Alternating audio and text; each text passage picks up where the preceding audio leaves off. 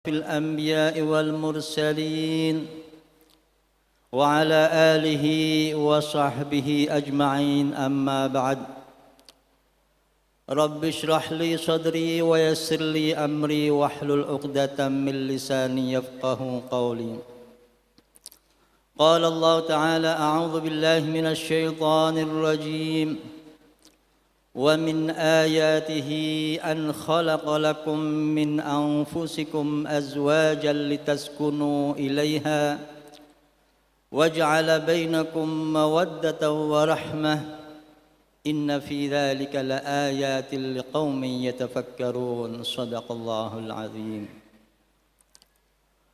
علماءنا الكرام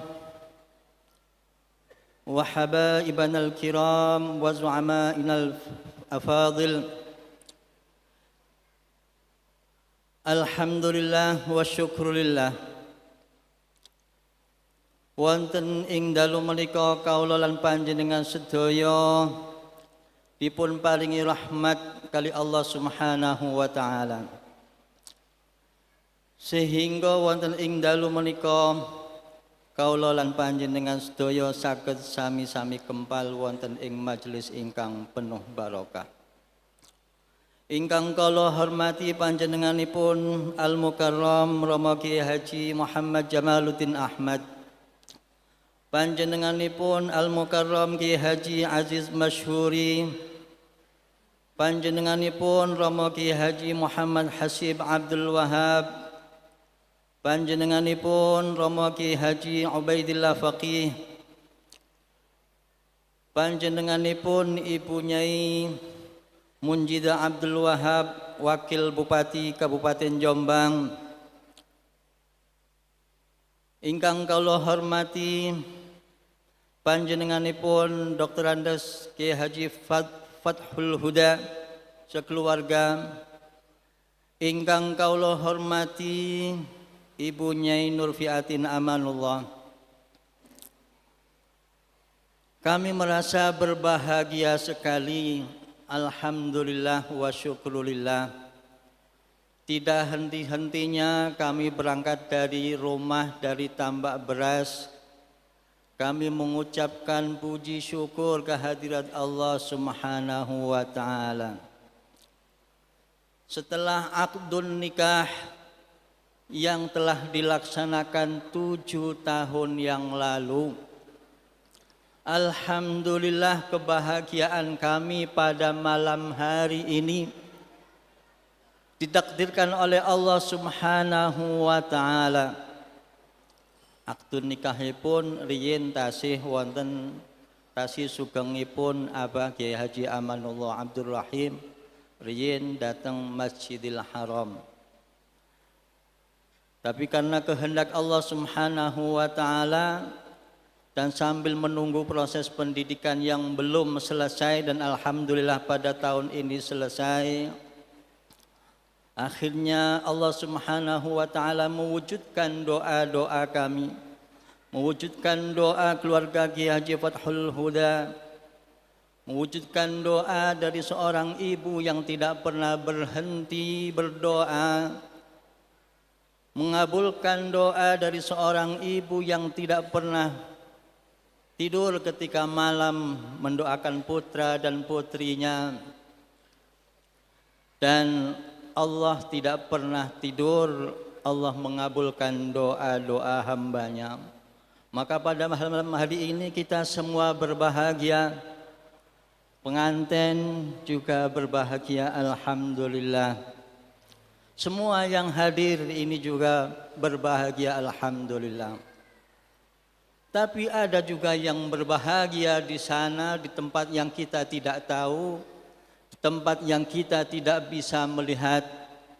Panjenenganipun Kiai Haji Amanullah Abdul Rahim, beliau tersenyum berbahagia pada malam hari ini, pada detik ini di Pendopo Kabupaten jam 9:20 beliau pun berbahagia di sana. Untuk itu mari sejenak kita berdoa, mengirimkan hadiah Fatihah kepada panjenenganipun Al-Maghfurlah Al-Marhum Kiai Haji Amanullah Abdul Rahim. Mudah-mudahan beliau diberikan kebahagiaan oleh Allah Subhanahu wa taala yang berlipat ganda. Ala hadhihi niyyah as-salihah syai'ulillahi laumul Fatihah. Ya kita nasta'in.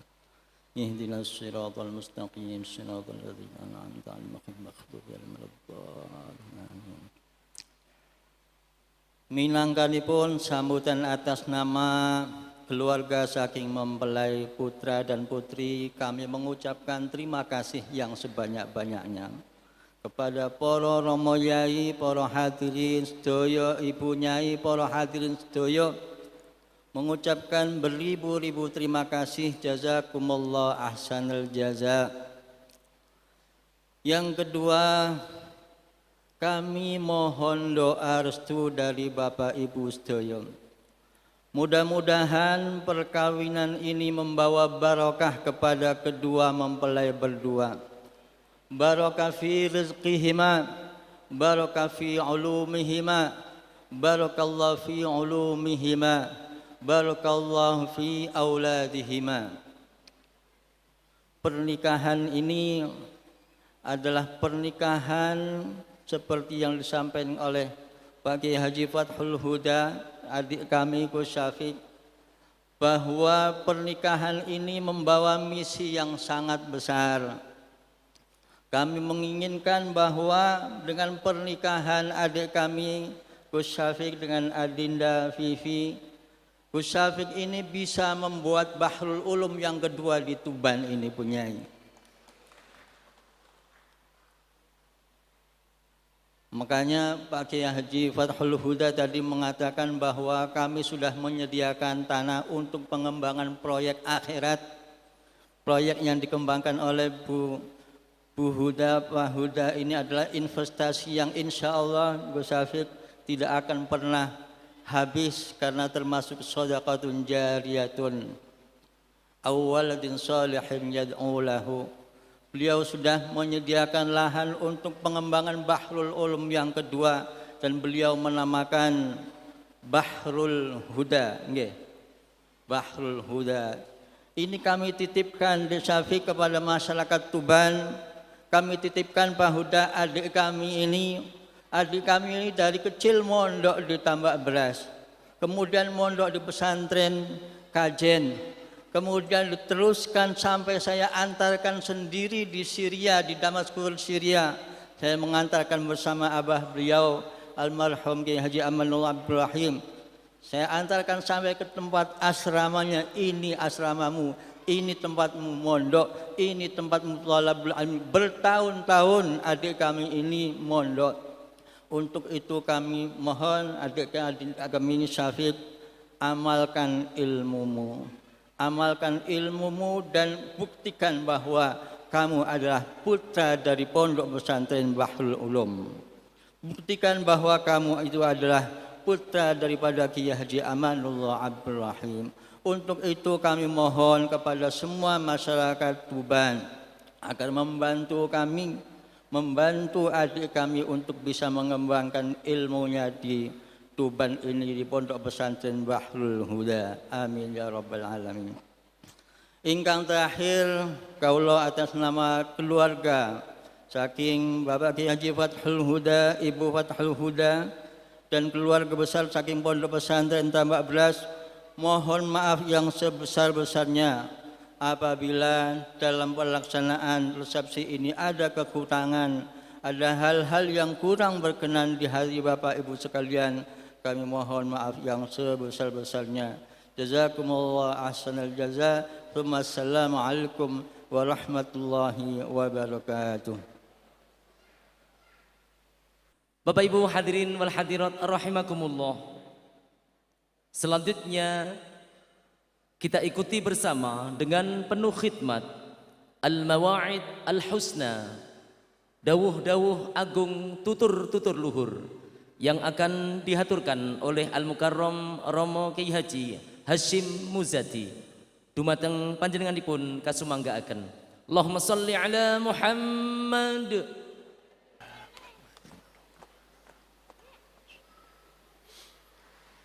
Assalamualaikum warahmatullahi wabarakatuh. Bismillahirrahmanirrahim. Alhamdulillahil qail fi kitabihil azim. A'udzu billahi minasy syaithanir rajim. Bismillahirrahmanirrahim. Wa min ayatihi an khalaqalakum min anfusikum azwaja litaskunu ilaiha wa ja'ala bainakum mawaddatan wa rahmah. Inna fi zalika laayatin liqaumin yatafakkarun.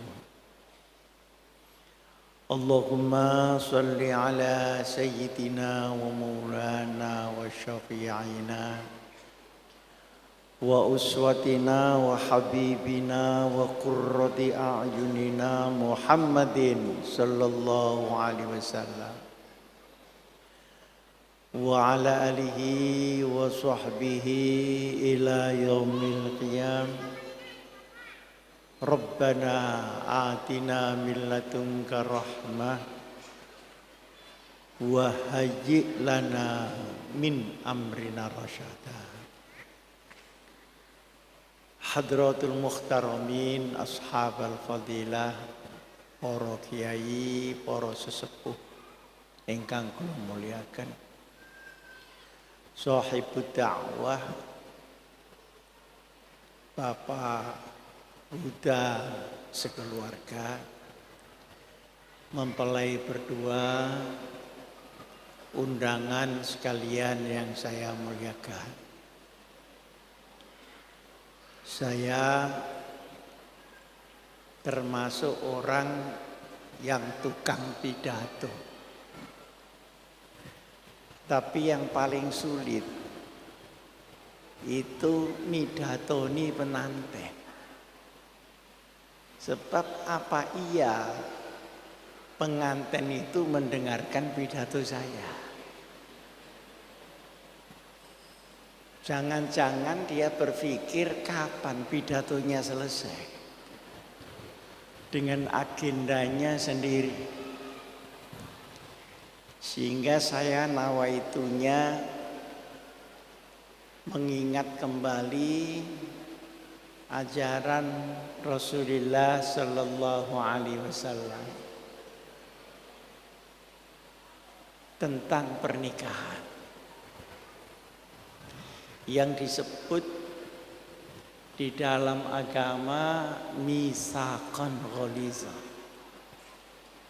perjanjian yang kokoh dan luhur, tidak boleh dikhianati. Kenapa? Karena perjanjian perkawinan itu bukan hanya halalnya kumpul laki-laki dengan perempuan, tapi perjanjian kehidupan. Bahkan kehidupan itu kalau lestari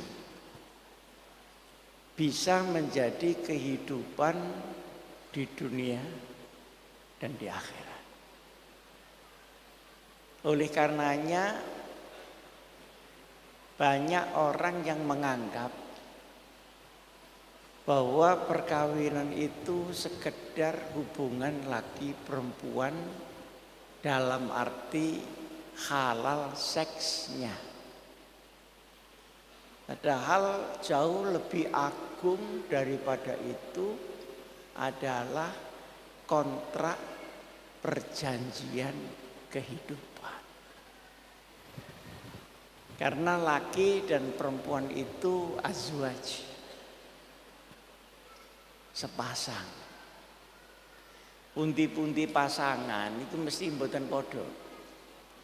Sandal sak pasang iku tengen karo kiri gak padha. Nek ana wong gawe sandal kok tengen karo kiwa padha, iku tukang sandale stres nih. Mesti gak padha. Tapi justru gak padha iku harus dipakai bersama-sama. Dawuh Rasulillah, kowe kabeh nek gawe sandal iku nek dinggo ya dinggo kabeh. Nek dicoplok ya dicoplok kabeh. Ojo kok sak sisih dinggo, sak sisih dicoplok. Iki ketara nek wong bingung ditagih utang. Idzan ta'ala ahadukum falyan'alhuma jami'an aw liyakhla'huma jami'an. Karena sepasang lanang wedok mesti ndak podo. Kalau podo namanya tidak sepasang. Masing-masing punya kelebihan. Faddalallahu ba'dahum ala ba'd. Orang perempuan dengan kelebihannya, orang laki-laki dengan kelebihannya. Perempuan sama laki-laki itu sama-sama punya penonjolan. Cuma tempatnya tonjolannya itu yang tidak sama. Laki-laki lebih tegas, tapi perempuan lebih teliti. Laki-laki lebih cepat berpikir, perempuan lebih menggunakan hati nuraninya. Mulane nek penggawean kasar-kasar iku wehna wong lanang. Menek klopo barang ngene. Tapi nek nyulam iku wehna wong wedok. Nek sing nyulam iki diwehna wong lanang rusak kabeh kaine nih. Lah iki aja diwalak-walik. Ning di bapak, oh bapak lagi masak. Lah ibu ning di, oh nembe menek klopo, wani berat. Berat. Jadi masing-masing pada fungsinya. Jadi sing jenenge persamaan itu tidak sama di dalam pekerjaannya, tapi sama di dalam martabat baik kepada manusia maupun Allah Subhanahu wa ta'ala. Nah, karena masing-masing punya kelebihan, maka harus ada yang mimpin.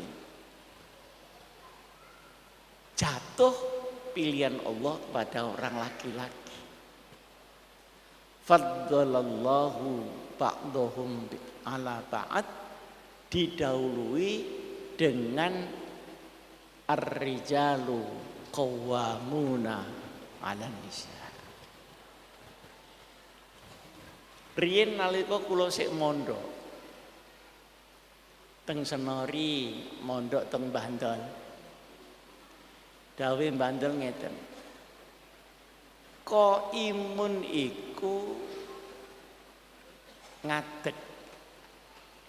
Tapi nek qawamun iku didekno. Jadi kalau qaibun itu tegak, kalau qawamun menegakkan. Jadi nek wong lanang qawamuna 'alan nisa, artine orang laki-lakilah yang menegakkan hak-hak wanita.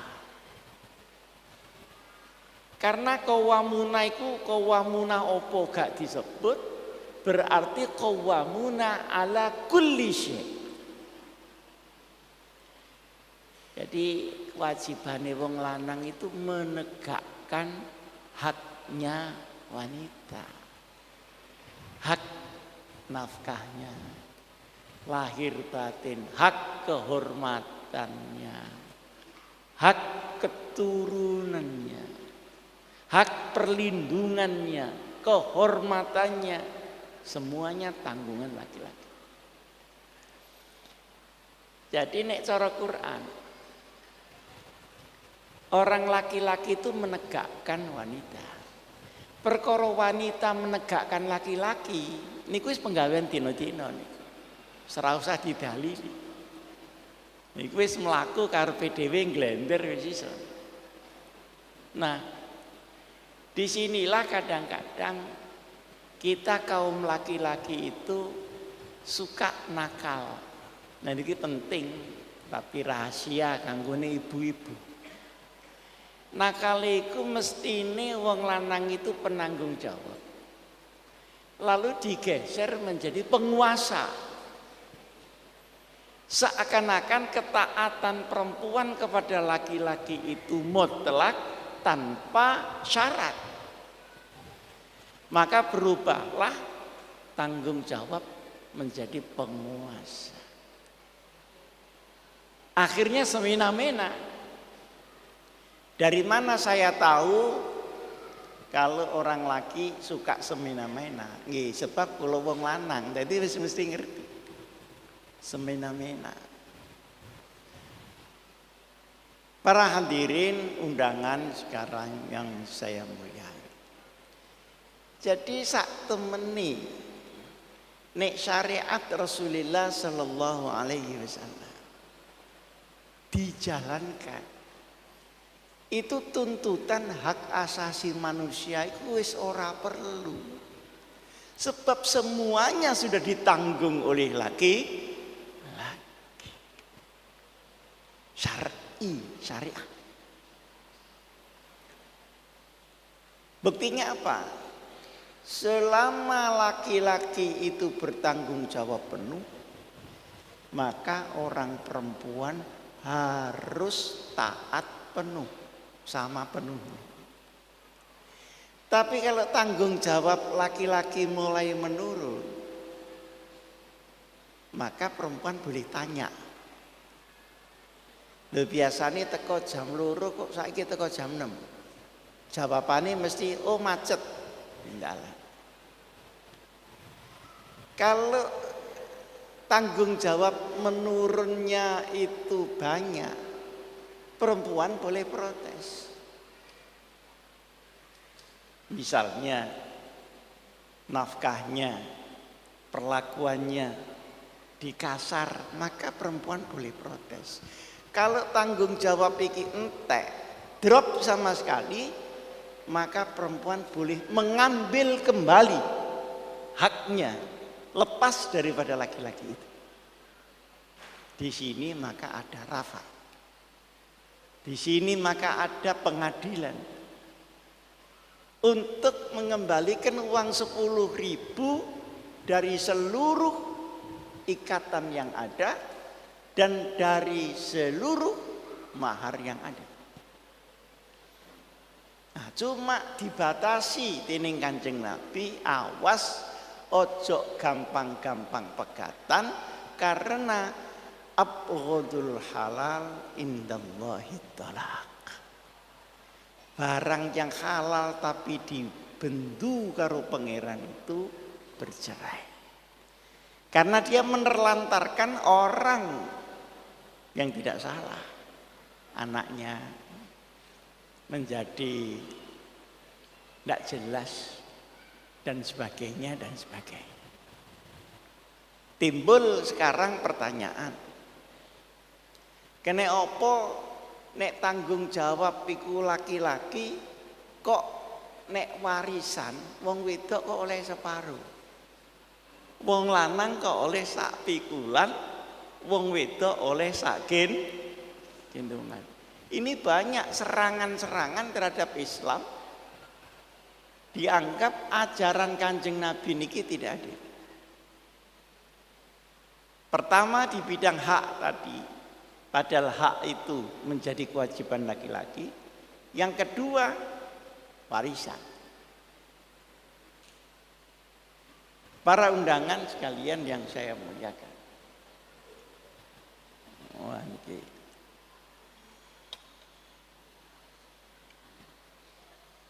Ini kira ketok repot nek gak ono sedotane. Nek jejer sitok malih kaya warung iki. Para hadirin,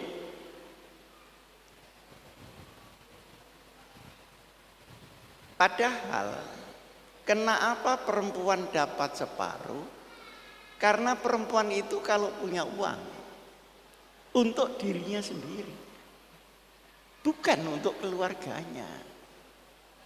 Tapi kalau laki-laki itu punya rezeki, maka rezekinya adalah rezeki sekeluarga.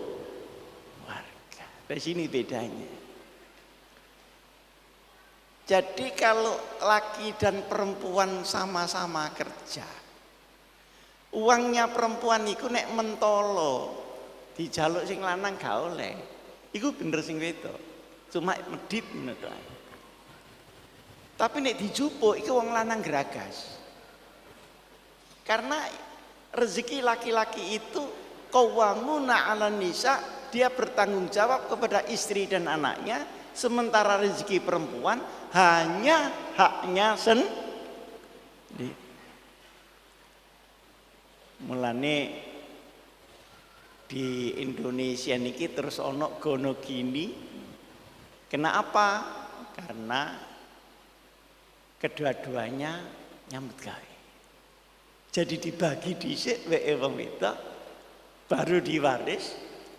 Di dalam warisan itu perempuan dapat lagi 1/6. Nah,